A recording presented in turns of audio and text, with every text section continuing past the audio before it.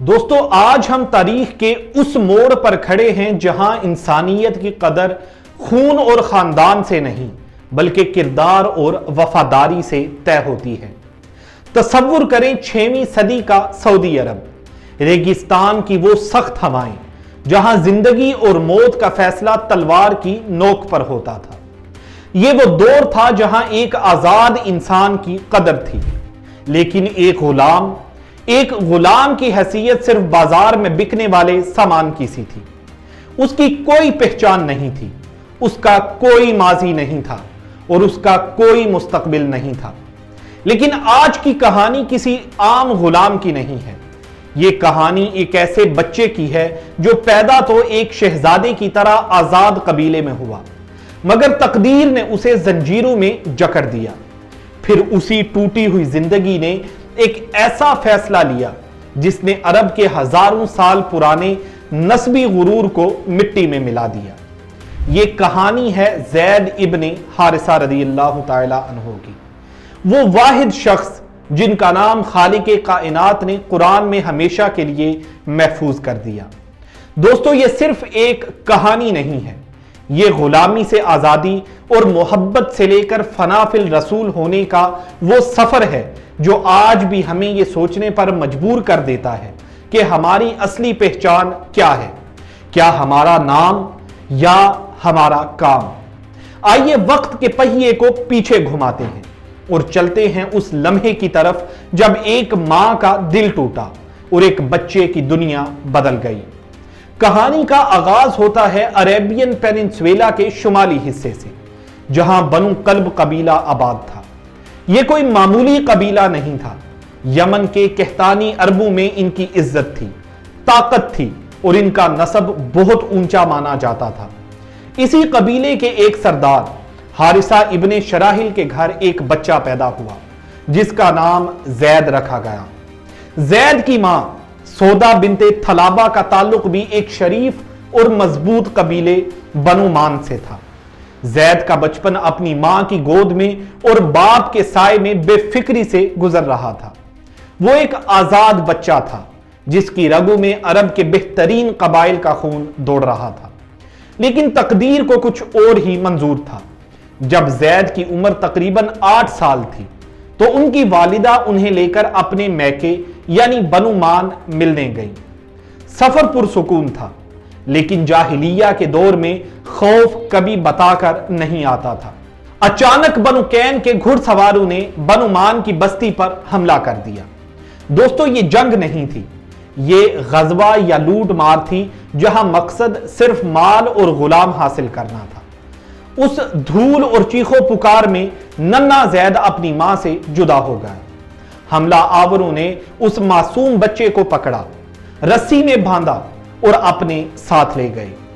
ذرا سوچئے اس ماں کی حالت جو اپنے بچے کو اپنی آنکھوں کے سامنے غلام بنتے دیکھ رہی تھی اور کچھ نہیں کر سکتی تھی۔ زید اب بنو کلب کا چراغ نہیں رہے تھے، اب وہ صرف ایک مال تھے جسے بیچنا تھا۔ انہیں اکز کے بازار میں لایا گیا۔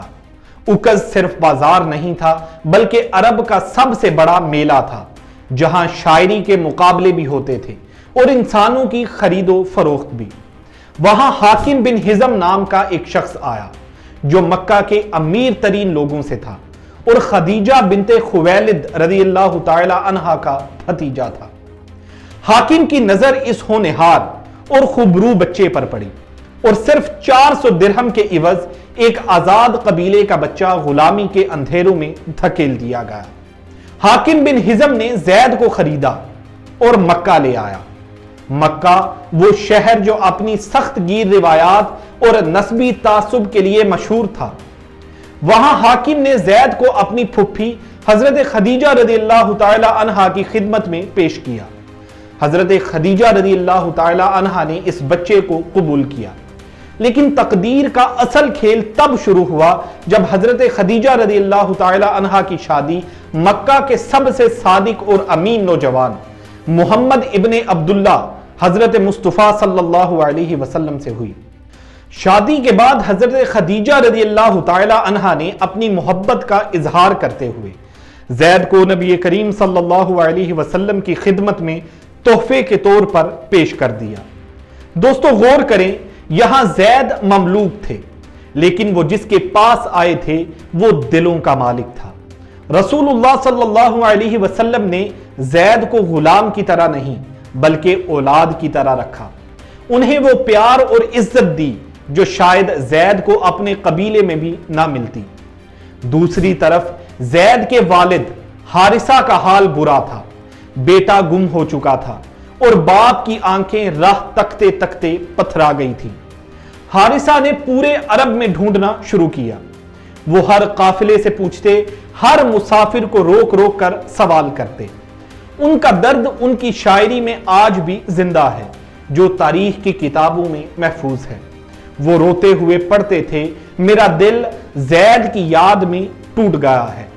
मैं नहीं जानता कि वो जिंदा है कि मैं उम्मीद रखूं, या मौत ने उसे अपनी आगोश में ले लिया है। खुदा की कसम, मैं हर वक्त तेरी याद में हूं। ये अल्फाज एक बाप की बेबसी और बेपनाह मोहब्बत का सबूत हैं। हारिसा को यकीन नहीं था कि उसका बेटा वापस मिलेगा, लेकिन उम्मीद की डोर नहीं टूटी थी। फिर एक दिन बनु कल्ब के कुछ लोग हज के लिए मक्का आए। वहां उन्होंने जैद को पहचान लिया। जैद ने भी उन्हें पहचान लिया और फौरन अपने बाप के लिए पैगाम भेजा कि मैं यहां खैरियत से हूं और शरीफ लोगों के पास हूं, मेरी फिक्र ना करें। जब यह खबर हारिसा तक पहुंची तो उनकी जान में जान आई। वो फौरन अपने भाई काब को लेकर और ढेर सारा मालो दौलत लेकर मक्का के लिए रवाना हुए, ताकि अपने जिगर के टुकड़े को आजाद करवा सके। अब हम कहानी के उस मोड़ पर पहुंचे हैं जहां रिटेंशन पीक है। हारिसा और काब मक्का पहुंचते हैं और सीधा मस्जिद हरम में रसूलुल्लाह सल्लल्लाहु अलैहि वसल्लम के पास आते हैं। उस वक्त तक नबूवत का ऐलान नहीं हुआ था, लेकिन आप सल्लल्लाहु अलैहि वसल्लम की शराफत का चर्चा था। हारिसा ने कहा, ए अब्दुल मुत्तलिब के पोते, आप लोग हरम के पड़ोसी हैं, मेहमान नवाज हैं और कैदियों को छुड़ाने वाले हैं। हम अपने बेटे के लिए आए हैं जो आपके पास है। हम मुंह मांगी कीमत देने को तैयार हैं, बस हम पर एहसान करें और हमारा बेटा हमें लौटा दें। दोस्तों, यहां एक आम इंसान होता तो पैसे लेकर खुशी से गुलाम को वापस कर देता, लेकिन ये मोहम्मद मुस्तफा सल्लल्लाहु अलैहि वसल्लम थे। आपने फरमाया, तुम किसकी बात कर रहे हो? उन्होंने कहा, जैद, वही छोटा बच्चा। आप सल्लल्लाहु अलैहि वसल्लम ने फरमाया, क्या तुम इससे बेहतर हल चाहते हो? उन्होंने पूछा, वो क्या है? आप सल्लल्लाहु अलैहि वसल्लम ने फरमाया, मैं जैद को बुलाता हूं और उसे इख्तियार देता हूं। अगर वो तुम्हारे साथ जाना चाहे तो बगैर किसी कीमत के ले जाओ, लेकिन अगर वो मेरे पास रहना चाहे तो खुदा की कसम मैं उसे नहीं छोड़ूंगा जो मुझे चाहे। हारिसा बहुत खुश हुआ, क्योंकि उसे यकीन था कि कोई भी शख्स गुलामी को आजादी और मां बाप पर तरजीह नहीं देगा। उसने कहा, आपने इंसाफ से बढ़कर बात की है। जैद को बुलाया गया। नबी करीम सल्लल्लाहु अलैहि वसल्लम ने पूछा, ए जैद, इन्हें पहचानते हो? जैद ने कहा, जी हां, ये मेरे वालिद हैं और ये मेरे चचा। फिर आप सल्लल्लाहु अलैहि वसल्लम ने फरमाया, तुम मुझे भी जानते हो और मेरे बर्ताव को भी देख चुके हो। अब तुम्हारे पास इख्तियार है, चाहो तो इनके साथ चले जाओ और चाहो तो मेरे पास रहो। दोस्तों, ये वो लम्हा था जब वक्त थम गया। एक तरफ सगा बाप, खानदान, आजादी और बनु कल्ब की सरदारी का मुस्तकबिल खड़ा था। दूसरी तरफ गुलामी थी, परदेश था, लेकिन साथ में मोहम्मद सल्लल्लाहु अलैहि वसल्लम की रफाकत थी। ज़ैद रज़ियल्लाहु ताला अन्हु ने एक लम्हा भी ज़ाया नहीं किया। उन्होंने फौरन जवाब दिया, मैं आप सल्लल्लाहु अलैहि वसल्लम के मुकाबले में किसी और को कभी पसंद नहीं करूंगा। आप मेरे लिए बाप भी हैं और मां भी। यह सुनकर हारिसा के पैरों तले जमीन निकल गई। वो चीख उठा, ज़ैद, तुझ पर अफसोस, क्या तू आजादी पर गुलामी को तरजीह देता है? अपने बाप और खानदान को छोड़कर गुलाम बनकर रहेगा? ज़ैद ने जो जवाब दिया वो सुनहरी हरूफ से लिखने के काबिल है। उन्होंने कहा, मैंने इस शख्स मोहम्मद सल्लल्लाहु अलैहि वसल्लम में وہ کچھ دیکھا ہے کہ میں کبھی انہیں چھوڑ کر نہیں جا سکتا۔ زید نے رسول اللہ صلی اللہ علیہ وسلم کے اخلاق، ان کی شفقت اور ان کی روحانی نور کی وہ جھلک دیکھ لی تھی جو ابھی دنیا کے لیے ظاہر ہونا باقی تھی۔ یہ صرف محبت کا فیصلہ نہیں تھا، یہ بصیرت کا فیصلہ تھا۔ جب رسول اللہ صلی اللہ علیہ وسلم نے زید کی یہ وفاداری دیکھی تو آپ فوراً اٹھے، زید کا ہاتھ پکڑا اور انہیں حجر اسماعیل میں لے گئے، جہاں قریش کے سردار بیٹھے تھے۔ وہاں آپ صلی اللہ علیہ وسلم نے پکار کر کہا، گواہ رہو، زید میرا بیٹا ہے، یہ میرا وارث ہوگا اور میں اس کا وارث ہوں گا۔ اس اعلان نے حارثہ کے دل کو ٹھنڈا کر دیا۔ انہیں سمجھ آ گئی کہ ان کا بیٹا اب غلام نہیں رہا، بلکہ قریش کے سب سے معزز خاندان کا حصہ بن چکا ہے۔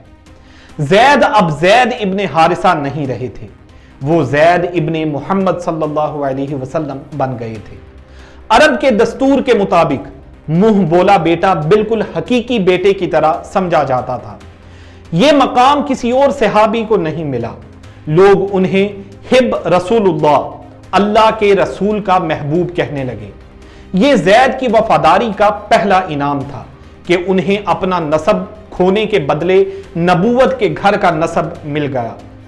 وقت گزرا اور نبوت کا سورج طلوع ہوا۔ جب آپ صلی اللہ علیہ وسلم پر پہلی وحی آئی اور آپ غار حرا سے گھبرائے ہوئے گھر آئے تو حضرت خدیجہ کے بعد جن مردوں نے سب سے پہلے آپ صلی اللہ علیہ وسلم کی تصدیق کی ان میں زید ابن حارثہ شامل تھے۔ تاریخ دان کہتے ہیں کہ وہ پہلے مرد تھے جنہوں نے اسلام قبول کیا۔ بعض ابو بکر رضی اللہ تعالی عنہ اور علی رضی اللہ تعالی عنہ کا نام لیتے ہیں، لیکن زید کی اولیت موالی یا آزاد کردہ غلاموں میں متفقہ ہے۔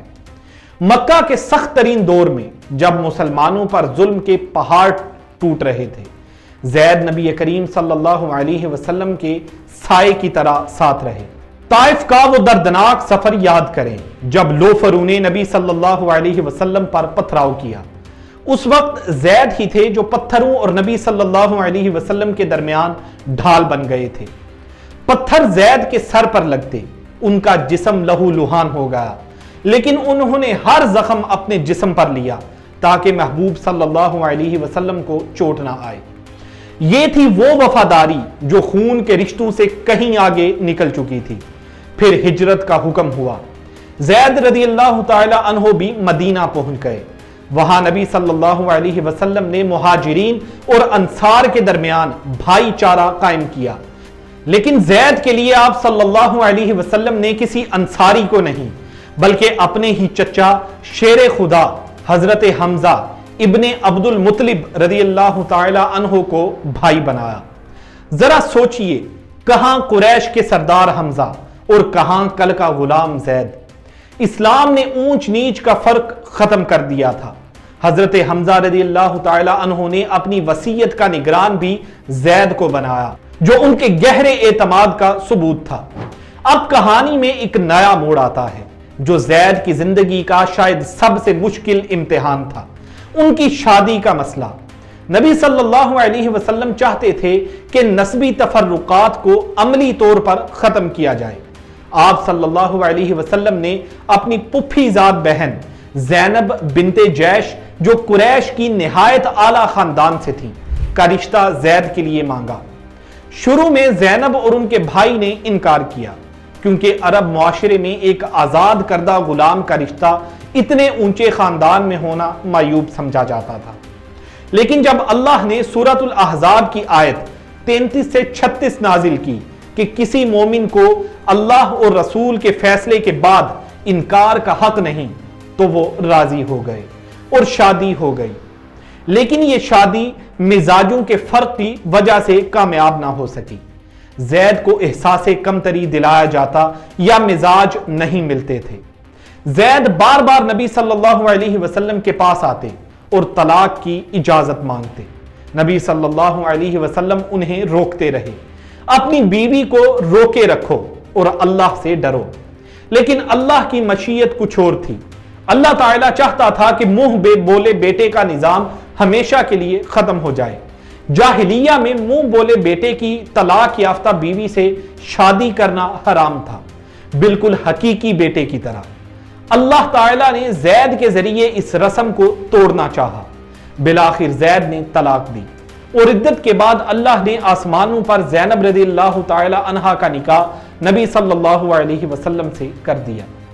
इस वाक़े के साथ ही कुरान में हुक्म आया, इन्हें मुंह बोले बेटों को इनके असली बापों के नाम से पुकारो, ये अल्लाह के नजदीक ज्यादा इंसाफ वाली बात है।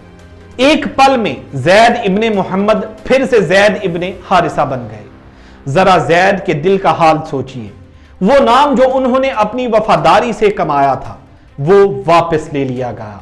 बज़ाहिर ये एक बड़ा सदमा लगता है, लेकिन अल्लाह ताला अपने बंदों को मायूस नहीं करता। अल्लाह ने उनका नाम इब्ने मोहम्मद तो हटा दिया, लेकिन बदले में वो इनाम दिया जो किसी और सहाबी को नहीं मिला। पूरे कुरान की 114 सूरतों में किसी सहाबी का नाम लेकर जिक्र नहीं किया गया सिवाय जैद के। फलम्मा क़दा ज़ैदुम मिन्हा वतरन ज़व्वजना कहा, फिर जब जैद ने उससे अपनी हाजत पूरी कर ली। क़यामत तक अब जब भी कुरान पढ़ा जाएगा जैद रज़ियल्लाहु ताला अन्हु का नाम पढ़ा जाएगा। नसब चला गया लेकिन जिक्र दवाम मिल गया। अब जैद रज़ियल्लाहु ताला अन्हु की जिंदगी के उस पहलू की तरफ आते हैं जो अक्सर लोगों की नजरों से ओझल रहता है, उनका मिलिट्री कैरियर। जैद सिर्फ एक ताबेदार साथी नहीं थे, वो एक जबरदस्त जनरल और स्ट्रेटेजिस्ट थे। हजरत आयशा रज़ियल्लाहु ताला अन्हा फरमाती हैं, रसूलुल्लाह सल्लल्लाहु अलैहि वसल्लम ने जब भी जैद को किसी लश्कर में भेजा तो उन्हीं को अमीर बनाया।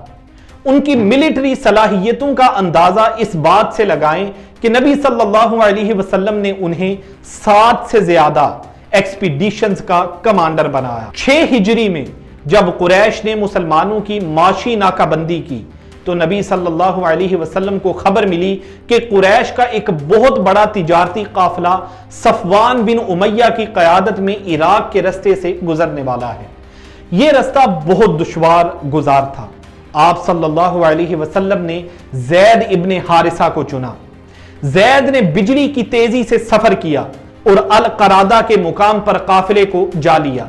काफिला पकड़ा गया और लाख दिरहम की चांदी मुसलमानों के हाथ लगी। इस हमले ने कुरैश की कमर तोड़ दी। फिर वादी अल कुर्रा का वाकया पेश आया। जैद वहां थोड़ी सी जमात के साथ गए, लेकिन बनु फसारा ने धोखे से हमला कर दिया। जैद शदीद जख्मी हुए, उनके साथी शहीद हो गए और लोग समझे कि जैद माअज़ल्लाह मर चुके हैं, लेकिन वो जिंदा थे। वापस मदीना आए, जख्म भरे और कसम खाई कि जब तक बदला नहीं लेंगे चैन से नहीं बैठेंगे। कुछ अरसा बाद वो दोबारा गए और बनु फसारा को ऐसे शिकस्त दी कि दुश्मन की सफों में खौफ फैल गया।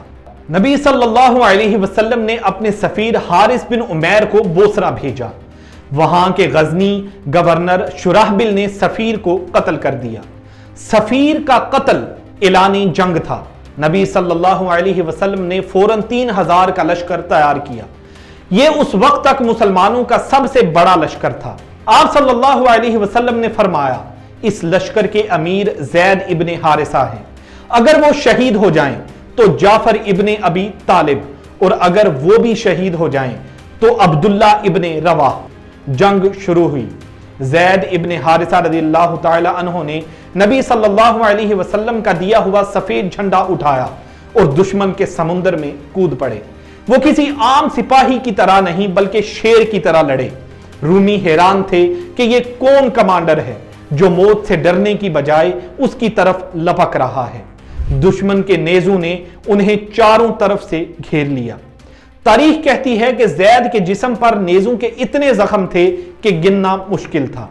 बिलाखिर ये अजीम जनरल, ये नबी सल्लल्लाहु अलैहि वसल्लम का महबूब, खून में नहाकर जमीन पर गिरा और अपने रब से जा मिला।